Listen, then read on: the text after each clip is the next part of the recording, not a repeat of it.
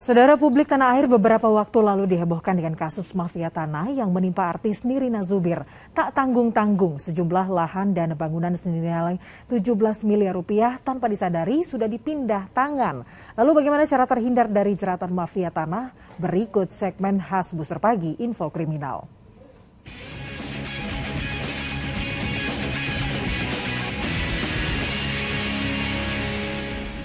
Tidak ada sedikit pun dia sampai detik ini niatan untuk memohon maaf. Di bawahnya kena, tapi nggak pernah diungkap siapa di atas. Tertipu mafia tanah bisa menjadi pengalaman yang tidak menyenangkan. Memanfaatkan kelemahan korban bisa menjadi salah satu modus pelaku seperti yang terjadi pada kasus artis terkenal Nirina Zubir. Dengan lihai, pelaku bisa mengganti nama pemilik sertifikat untuk menjual lahan atau bangunan Anda. Lalu bagaimana caranya supaya Anda tidak menjadi korban? Berat sekali hati saya untuk hari ini ketemu sama dia dan tidak ada sedikit pun dia sampai detik ini niatan untuk memohon maaf. Kegeraman Nirina Zubir tak terbendung dalam jumpa pers di Polda Metro Jaya pertengahan November lalu. Artis 41 tahun ini membeberkan kasus mafia tanah yang ia alami. Yang membuat miris, otak pelakunya adalah orang yang selama ini dipercaya oleh Nirina dan keluarganya. Kenapa saya emosi sekali?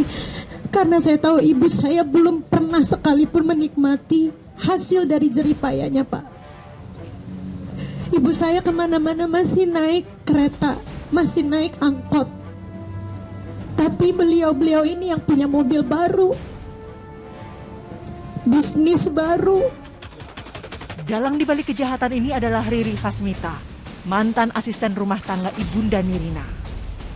Bersama suaminya Endrianto, dibantu notaris Farida, dan Inna Rosaima, serta Erwin Ridwan selaku pejabat pembuat akta tanah. Tak tanggung-tanggung, rumah dan lahan yang digelapkan mencapai 17 miliar rupiah.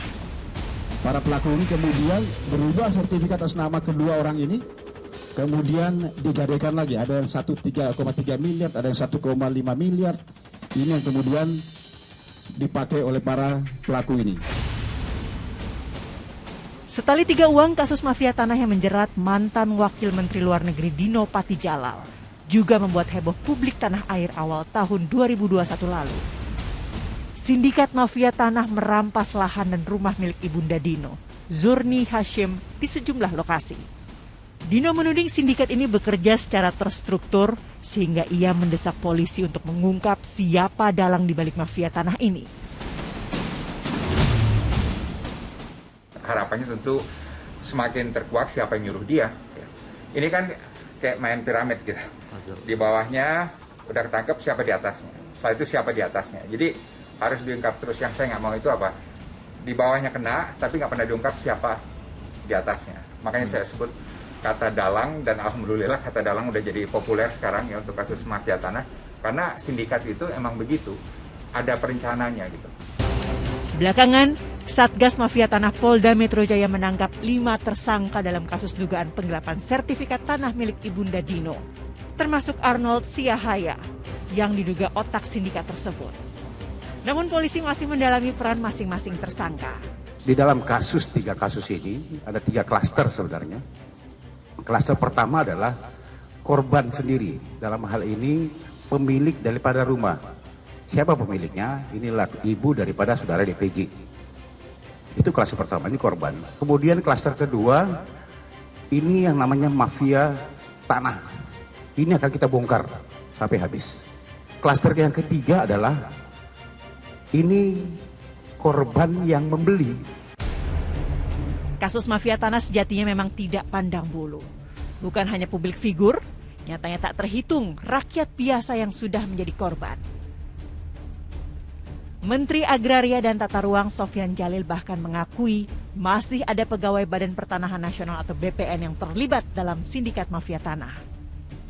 Modus dan perannya pun beragam, mulai perencana, pembuat dokumen palsu, hingga penyandang dana. Itu sebabnya sertifikat tanah, rumah, dan aset harus dijaga dengan sebaik-baiknya. Apapun bentuknya jangan sampai dialihkan, ya, tadi pinjam atau dilihat, itu harus hati-hati. Karena kalau itu sampai diketahui, ya, bahkan bisa berpindah tangan, tidak menutup kemungkinan, ya, pihak-pihak tertentu akan membuat surat kuasa, ya, dan memalsu tanda tangan. Lalu bagaimana caranya agar tidak menjadi korban mafia tanah?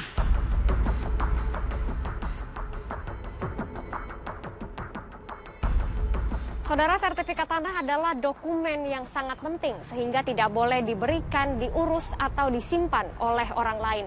Sangat penting untuk mengetahui ciri-ciri mafia tanah yang biasanya merupakan pengacara, broker, atau notaris yang tidak jelas.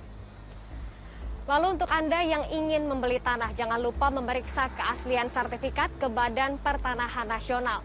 Temui penjual atau pembeli secara langsung, dan yang terakhir, mencari notaris yang terpercaya agar Anda terhindar dari kejahatan mafia tanah.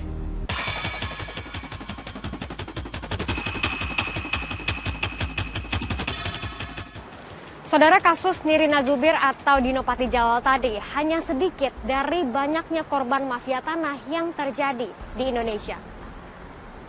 Bagaikan fenomena gunung es, korban terus saja berjatuhan. Maka dari itu kita tetap harus waspada karena sedikit saja kelengahan bisa berujung pada nestapa. Demikian info kriminal kali ini, saya Janet Lee dan juru kamera Marcelinus Agung melaporkan dari Jakarta.